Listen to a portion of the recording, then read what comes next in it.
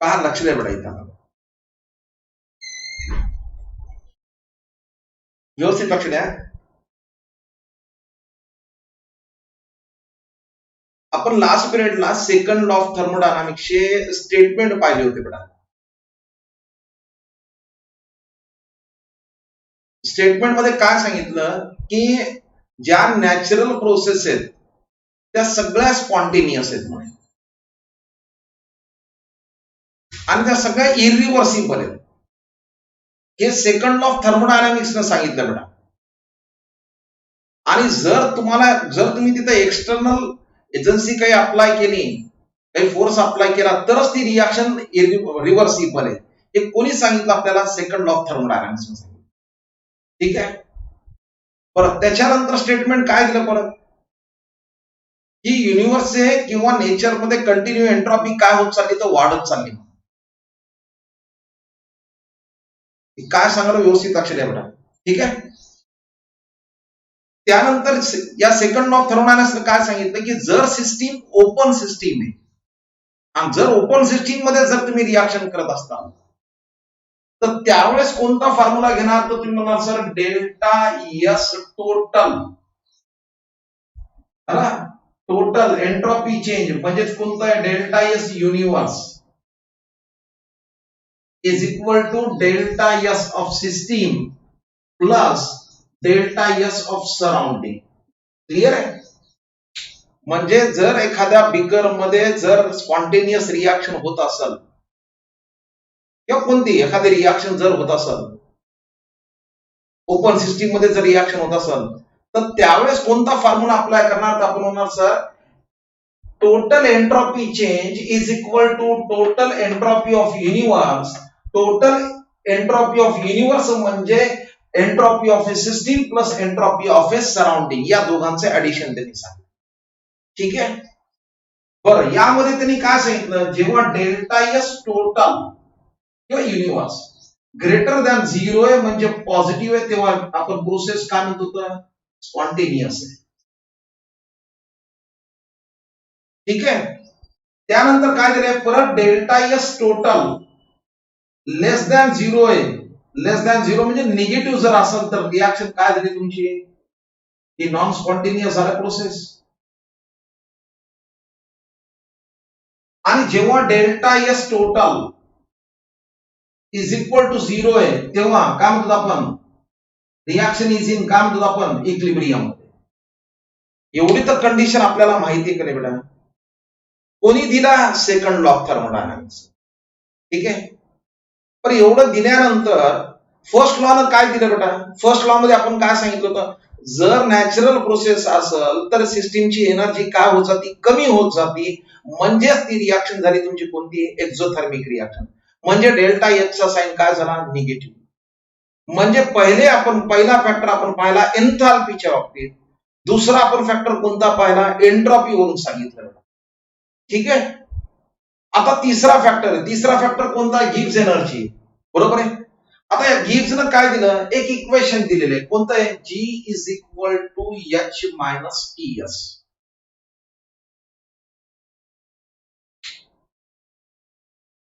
Equation दिले बेटा, हे गिव्स इक्वेशन आहे, जी न representation.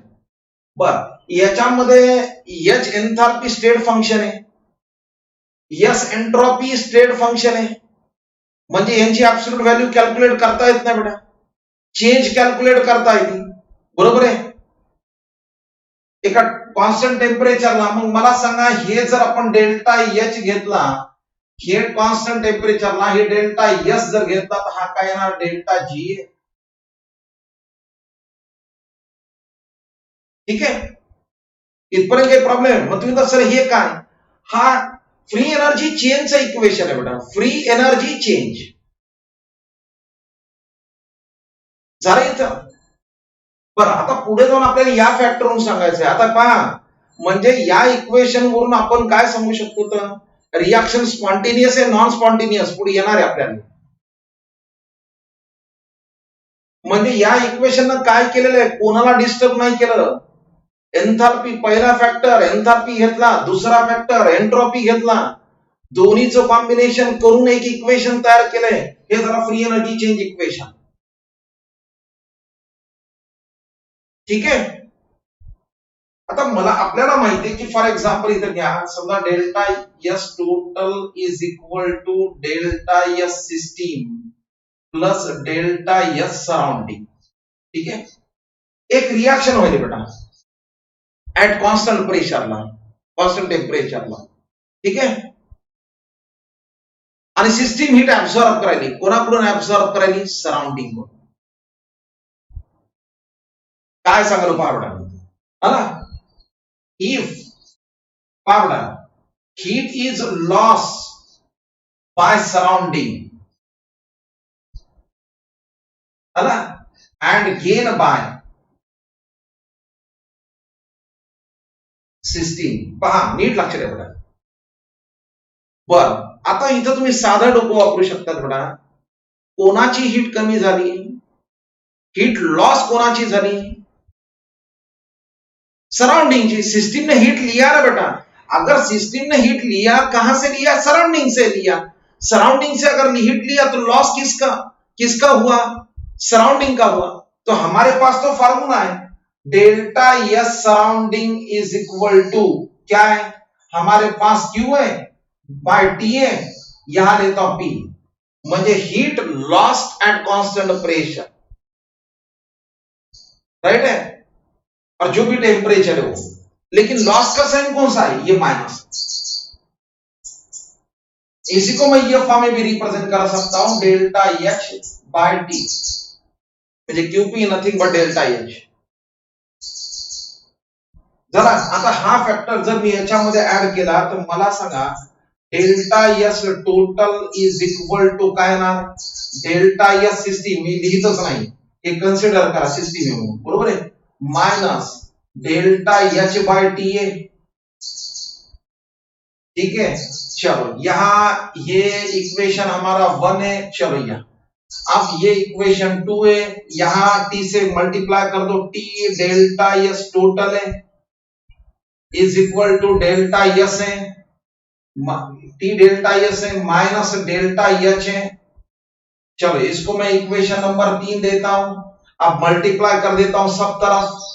T delta S total is equal to minus T delta S plus delta H है. यारा इक्वेशन नंबर 4 देता हूं.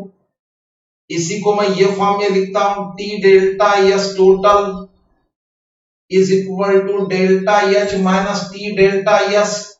इक्वेशन नंबर 5 है. मग आता इथं पहा इक्वेशन फर्स्ट और इक्वेशन सेकंड कंपेयर करा. कंपेयर करने के बाद हम क्या बोलेंगे? Sir delta G is equal to क्या आएगा? माइनस टी डेल्टा एस है. राइट है. टी डेल्टा एस है यहां, या आप इसी को ऐसा लिख सकते हैं टी डेल्टा एस टोटल है ये, या इसी को ऐसा लिख सकते हैं minus delta G is equal to T delta S है. झालं इथं? आलं का बेटा इथं? एनी प्रॉब्लेम याच्यात? पण जेव्हा डेल्टा एस ग्रेटर दॅन 0 आहे, जेव्हा डेल्टा एस पॉझिटिव्ह आहे तो स्पॉन्टेनियस आहे, निगेटिव है तो नॉन स्पॉन्टेनियस है, मींस लेस देन 0 है. 0 है तो इसका मतलब है वहां क्या है? इक्विलिब्रियम है. वहां ना स्पॉन्टेनियस है ना नॉन स्पॉन्टेनियस है. यहां जब डेल्टा एस 0 आहे, बरोबर आहे का नाही? जेव्हा इक्विलिब्रियम कंडिशन येते तेव्हा काय तुमची प्रोसेस काय? नाहीतर स्पॉन्टेनियस नॉन स्पॉन्टेनियस आहे, बरोबर आहे का नाही? आता इथं याच्यावरून मला सांगा, आपण स्पॉन्टेनिटी सांगू शकतो ना बेटा याच्यावरून? कसं पहा बेटा, मला सांगा जेव्हा डेल्टा एस ची व्हॅल्यू पॉझिटिव्ह आहे, जेव्हा डेल्टा एस की वैल्यू पॉजिटिव है, डेल्टा जी ये जब पॉजिटिव है तो हमारा आने वाला आंसर क्या आने वाला है? डेल्टा एस पॉजिटिव है, यहां देखो पॉजिटिव है, आने वाला आंसर क्या आने वाला है? डेल्टा जी क्या रहेगा? निगेटिव रहेगा. और डेल्टा जी निगेटिव है, इसका मतलब रिएक्शन क्या है? स्पॉन्टेनियस. तो सेकंड लॉ ऑफ थर्मोडायनामिक्स क्या होता है? सेकंड लॉ ऑफ थर्मोडायनामिक्सचं म्हणणं काय, जर डेल्टा एस पॉझिटिव्ह असेल तर स्पॉन्टेनियस गिव्हज तेच सांगितलं ना, जर डेल्टा एस पॉझिटिव्ह आहे तर डेल्टा जी काय येईल, निगेटिव्ह येईल. इक्वेशन वरून सांगितलं, मी एक इक्वेशन तयार केलं झालं.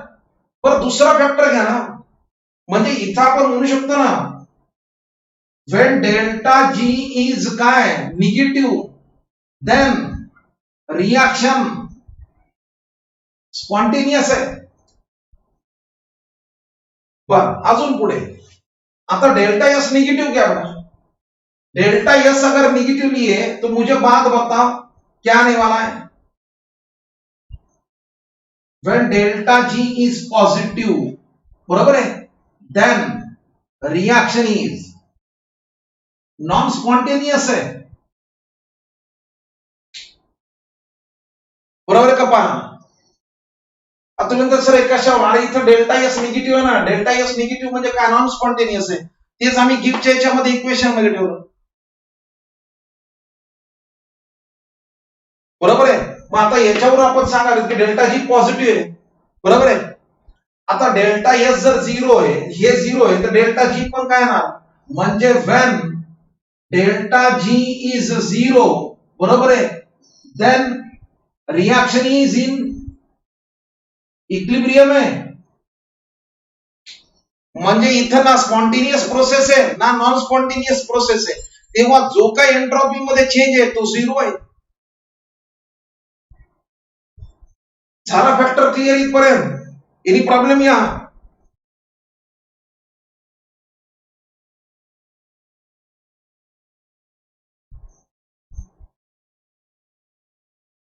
बर, ठीक आहे ना.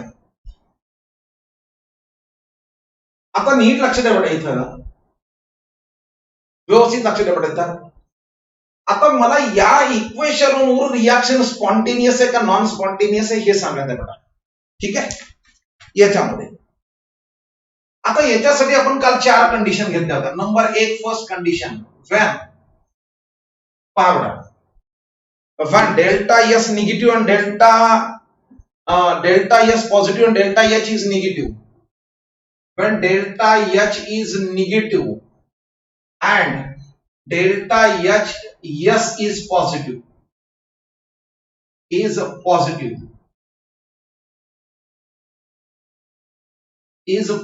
पहा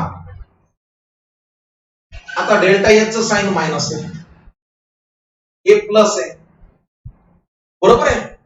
इसका मतलब टी डेल्टा एस तो माइनस है, डेल्टा एच बी माइनस है, बरोबर आहे का? पहा मग मला सांगा डेल्टा जी ची value, then delta G is always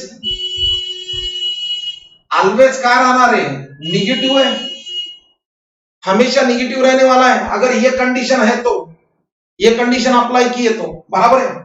अब देखो यहां, देन रिएक्शन इज स्पॉन्टेनियस है, बरोबर आहे. म्हणजे एनी कंडिशन, एनी टेम्परेचरला, इथं टेम्परेचर डिसाइडिंग फॅक्टर आहे का बेटा? नाही. टेम्परेचर स्पॉन्टेनियस नॉन स्पॉन्टेनियस याले का इथं, जेव्हा डेल्टा एच निगेटिव्ह आणि डेल्टा एस पॉझिटिव्ह तेव्हा, ठीक आहे. चला दुसरी कंडिशन घेतो बेटा, when delta H is positive बेटा and delta S is negative, चला, then delta G is always काय येणार बेटा?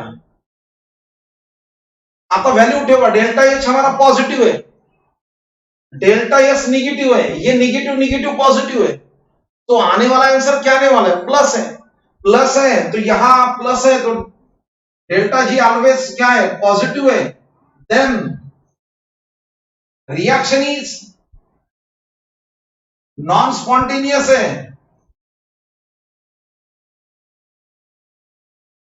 पर तीसरी कंडीशन क्या बेटा? Number 3 condition,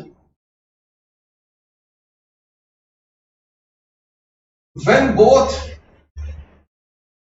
delta H and delta S are negative. ठीक आहे, पहा लक्ष द्या बघा. आता दोन्ही निगेटिव्ह आहेत. ठीक आहे, चला मी एक्झाम्पल देतो बघा. पहा delta H is equal to एक रिएक्शन आहे इथं -25 किलो जूल आहे. ठीक आहे, आणि डेल्टा एस ची व्हॅल्यू आहे इथं delta S is equal to आहे -40 जूल पर केल्विन. ठीक आहे, व्यवस्थित लक्ष द्या बघा. आता यांनी काय सांगितलं, when both delta H and delta S are negative.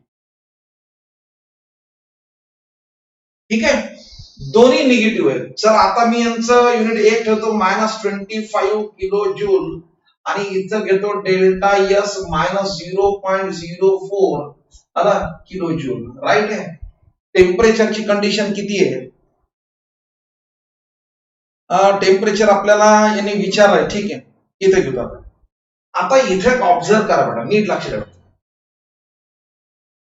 आता मला एक सांगा, 2 मिनिटं लक्ष द्या बेटा. इथं पहा, इथं कन्सिडर करा बेटा. या ठिकाणी consider reaction is in equilibrium मध्ये. मला सांगा इक्विलिब्रियम मध्ये असेल तर काय फॉर्म्युला येणार. इक्विलिब्रियम मध्ये जर असेल तर मला सांगा डेल्टा जी ची व्हॅल्यू किती किती येणार. डेल्टा जी ची व्हॅल्यू आपली किती येणार, इथं 0 आहे. राईट आहे. पण डेल्टा जी जर 0 आहे, मला सांगा डेल्टा जी जर 0 आहे तर तुम्ही म्हणाल sir 0 is equal to delta H minus T delta S आहे. म्हणजे काय येणार, T delta S is equal to delta H आहे. म्हणजे T is equal to delta H by delta S आहे का. क्लिअर आहे, बरोबर आहे. आता तुम्हाला टाकवकर सर हे काय फॉर्म्युला आहे, हा कधी फॉर्म्युला येईल मला सांगा. हा फॉर्म्युला कधी येईल, जेव्हा तुमची रिएक्शन इक्विलिब्रियम मध्ये म्हणजे काय, ना स्पॉन्टेनियस है ना नॉन स्पॉन्टेनियस है. बरोबर है कि नहीं. अरे कोई तो टेम्परेचर होगा, एक ऐसा टेम्परेचर होगा जिस टेम्परेचर पे ना स्पॉन्टेनियस प्रोसेस होता है ना नॉन स्पॉन्टेनियस प्रोसेस होता है. ते टेम्परेचर म्हणजे काय ना तुमचं, ते आपण म्हणतो इक्विलिब्रियम टेम्परेचर आहे. बरोबर आहे. आता लक्ष द्या, या ठिकाणी आपण हे दोन्ही व्हॅल्यू जर इथं पुटअप केला याच्यामध्ये चला टेम्परेचर किती आहे पहा. टी इज इक्वल टू बोला किती आले, डेल्टा एस किती -25 आहे अपॉन, बरोबर आहे का, -0.04 आहे. आला बर. या दोघांचं डिवायडेशन केलं तर हे आले 625 केल्विन झालं. अरे आता येतो मी या फॅक्टर कडे. पहा बेटा, नीट लक्ष द्या. आता व्यवस्थित लक्ष द्या बेटा. टी ची व्हॅल्यू किती आली आहे, टेम्परेचर कितना आहे 625 आहे. म्हणजे या टेम्परेचरला ना स्पॉन्टेनियस प्रोसेस आहे ना नॉन स्पॉन्टेनियस प्रोसेस आहे. बरं, आता ही व्हॅल्यू याच्यात पुटअप करू. चला तुमच्या म्हणण्याप्रमाणे. चला आता मी या फॅक्टर कडे येतो. नीट लक्ष द्या बेटा. Delta G is equal to बोला डेल्टा एच किती आपला -25 है. क्लियर है. चलो माइनस टेम्परेचर कितना है 625 है इंटू डेल्टा एस कितना है -0.04 है. यस, आप बोलो delta G is equal to -25 plus 625 into 0.04 है. बरोबर आहे. बर, आता मला सांगा या दोघांचं मल्टिप्लिकेशन करा लवकर. या दोघांचं लवकर मल्टिप्लिकेशन करा बेटा. किती येत आहे,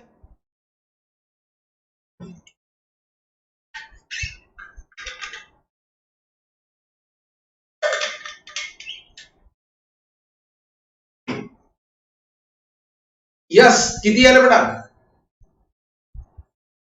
पहा लवकर याचं कॅल्क्युलेशन करा किती येते या पद्धतीनं. किती येईल? पक्का है? चलो आ गए. आप बोलो -25 + 25 इज इक्वल टू 0 है. रिएक्शन इज इन इक्विलिब्रियम में.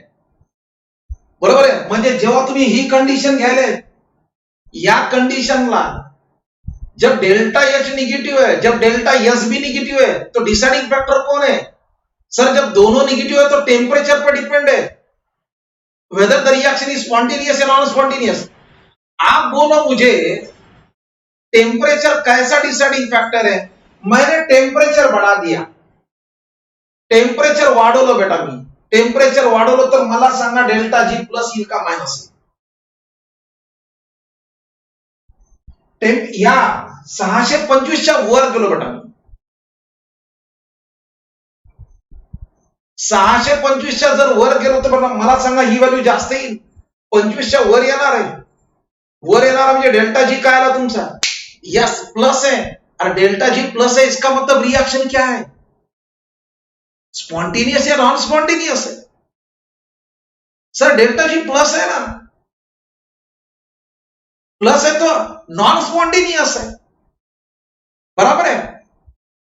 चलो हो गया क्लियर. अब देखो यहां मान लो यहां 624 टेम्परेचर है. अगर ये 624 टेम्परेचर है तो मुझे बात बताओ ये वैल्यू लेस देन कितना आएगा? 25 आएगा. लेस देन 25 आएगा तो हमारा आंसर क्या आएगा? माइनस आएगा. माइनस आएगा तो डेल्टा जी का वैल्यू क्या आएगा? माइनस है. और डेल्टा जी माइनस है तो रिएक्शन स्पॉन्टेनियस है. झालं क्लियर.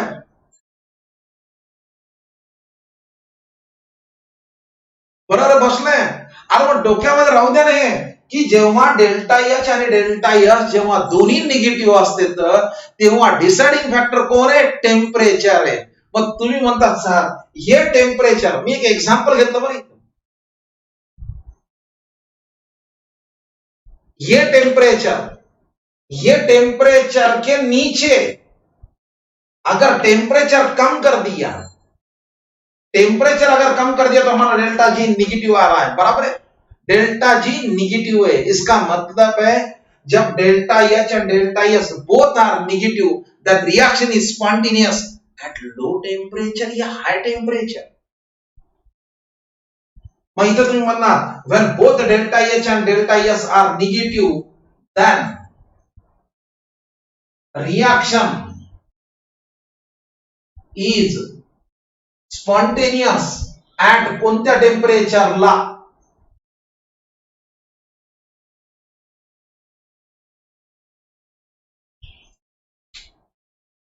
बरोबर आहे का? पहा बेटा लोड याच्या खाली आणावं लागेल ना. बरोबर आहे का नाही? एक एक्झाम्पल घेतलं बेटा मी. क्लिअर झालं याच्यात? Any problem?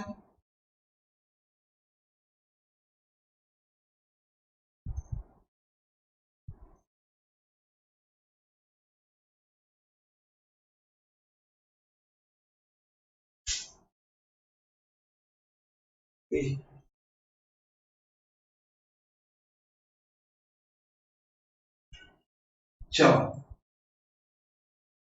ठीक है. चौथी कंडिशन पहा. नंबर फोर्थ कंडिशन काय रे? when delta H is positive and delta S is also positive then delta G. हाँ चला दोनों पॉजिटिव रख दो. चलो ये पॉजिटिव है, ये पॉजिटिव है, ये हाथ पॉजिटिव सवाल ही नहीं. अगेन देन अब ये अगर पॉजिटिव है, हम मुझे बात बताओ यहां भी डिसाइडिंग फैक्टर क्या है? टेम्परेचर है. बराबर है. लेकिन यहां कब रिएक्शन स्पॉन्टेनियस आएगा बेटा? यस राइट है. यहां देन डेल्टा जी निगेटिव या पॉजिटिव, बराबर है, कोई प्रॉब्लम नहीं है ना, बट एट हाई टेम्परेचर, बराबर है, डेल्टा जी इज का है, निगेटिव है, then reaction is spontaneous. Temperature जर तुम्ही खूप वाढवलं बेटा, खूप जास्त वाढवलं, तर ही साईन मायनस झाली, ही तर प्लसच आहे आपली, ही तर बदलणारच नाही, बरोबर आहे की नाही. कंडिशन लक्षात आल्या बेटा, कालच्या पेक्षा आज बरे आहे.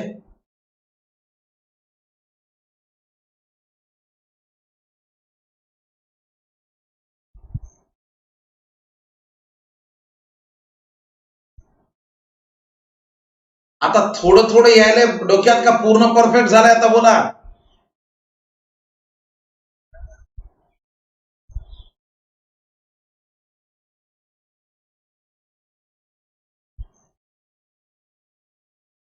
चलो आगे बढ़े.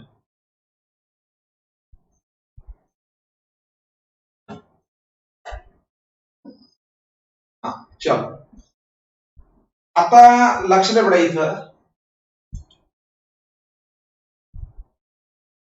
Delta G and equilibrium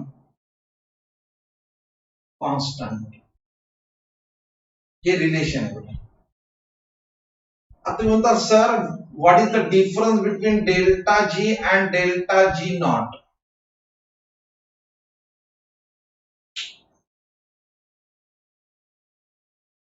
delta G आणि डेल्टा जी नॉट, नॉट आलं म्हणजे काय ना तुमची कंडिशन, स्टँडर्ड कंडिशन, बरोबर आहे.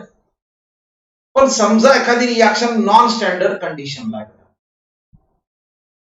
मग त्यासाठी आपल्याला एक फॉर्म्युला दिला बेटा. कोणता फॉर्म्युला आहे? Delta G is equal to delta G not plus RT LN Q. लक्ष ठेवा, ह्या दोन्ही मधला फरक लक्ष ठेवा. ही स्टँडर्ड कंडिशन ना, ही स्टँडर्ड कंडिशन, ही नॉन स्टँडर्ड कंडिशन. म्हणजे जर नॉन स्टँडर्ड कंडिशन मध्ये जर आपल्याला डेल्टा जी ची व्हॅल्यू काढायची असेल, तर delta G not plus RT LN Q हे लॉग आहे बेटा. आता तुम्ही म्हणता सर ह्या लॉग टू द बेस 10 आणि log to the base E असं दोन आहेत बेटा. याला तुम्ही असं लिहू शकता एलियन बेटा. याचा अर्थ असा आहे, म्हणजे जेव्हा तुम्ही log Q to the base e किंवा log Q to the base e आहे, हे म्हणजे काय, log to the base e आहे बेटा.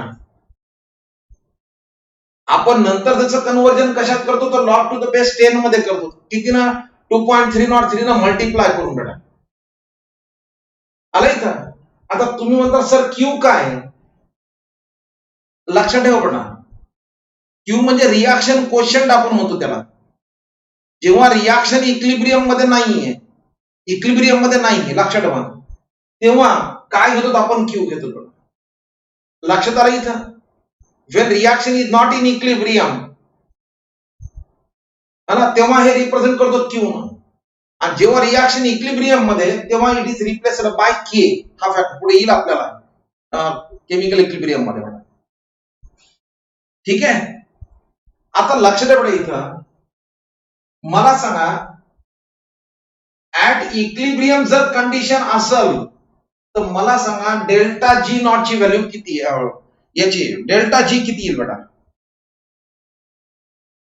डेल्टा जी किती येईल इथं, रिएक्शन इज इन इक्लिब्रियम आहे, तर delta G is equal to किती येणार, 0 येणार आहे, बरोबर आहे. And Q is replaced by K. मग याला या फॉर्म मध्ये रिप्रेझेंट केलं तरी चालतंय, delta G not plus R T N K. हा इक्लिब्रियम कॉन्स्टंट आहे. जेव्हा रिएक्शन इक्लिब्रियम मध्ये, तेव्हा के घ्या बेटा, इक्लिब्रियम नसेल तेव्हा क्यू घ्यायचं. पुढे येईल आपल्याला प्रॉब्लेम मध्ये. याला या फॉर्म मध्ये रिप्रेझेंट केलं तरी चालतंय, delta G not is equal to minus R T L N K. ठीक आहे. म्हणजे delta G not is equal to -2.303 RT log K to the base 10 हा झाला तुमचा फॉर्म्युला.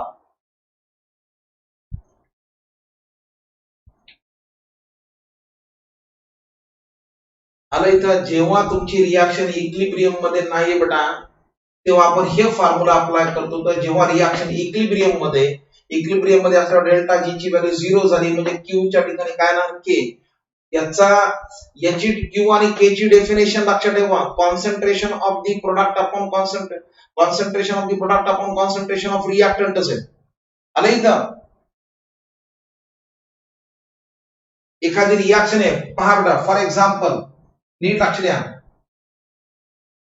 ए हा स्मॉल ए कोइफिशियंट आहे प्लस बी गिव्ह सी आणि डी हे रिॲक्शन आहे. आता इथं पहा आपल्याला जर क्यू किंवा के ची व्हॅल्यू काढायची तर K is equal to concentration of the product दोन आहेत सी आणि डी आहेत. हे स्क्वेअर ब्रॅकेट रिप्रेझेंट करतो मी. हे सी हे डी बरोबर आहे अपॉन कॉन्सन्ट्रेशन ऑफ रिॲक्टंट झालं इथं. म्हणजे आपण घेतला रेशो. कोणाचा रेशो घेतला? कॉन्सन्ट्रेशनचा. प्रोडक्ट टू काय घेतला? रिॲक्टंट. ठीक आहे. आता जो कोइफिशियंट आहे तो पॉवर मध्ये बेटा इथं.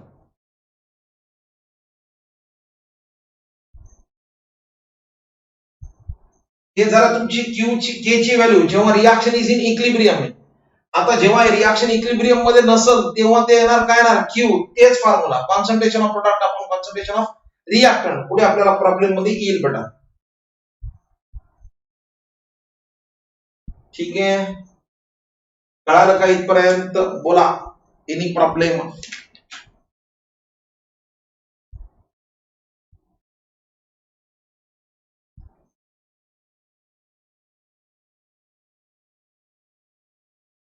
बोला बोला बोला लवकर बेटा. काही प्रॉब्लेम असेल तर सांगा आता.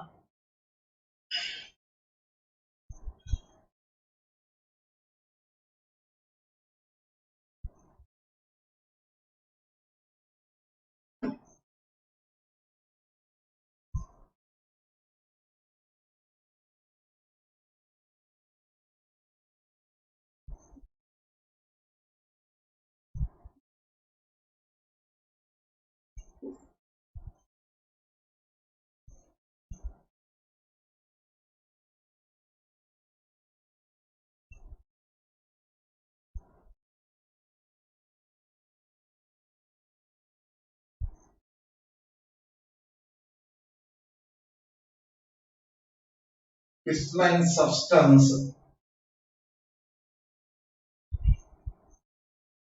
substance is zero at absolute zero temperature.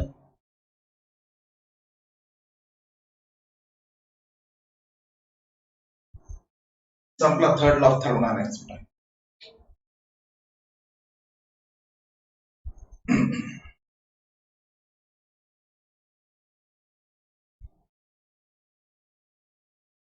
बेटा मला एक सांगा आता ऍब्सोल्यूट झिरो टेम्परेचर म्हणजे काय बेटा?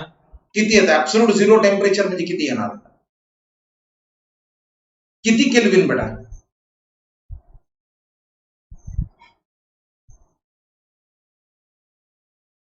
किती केल्विन आहे?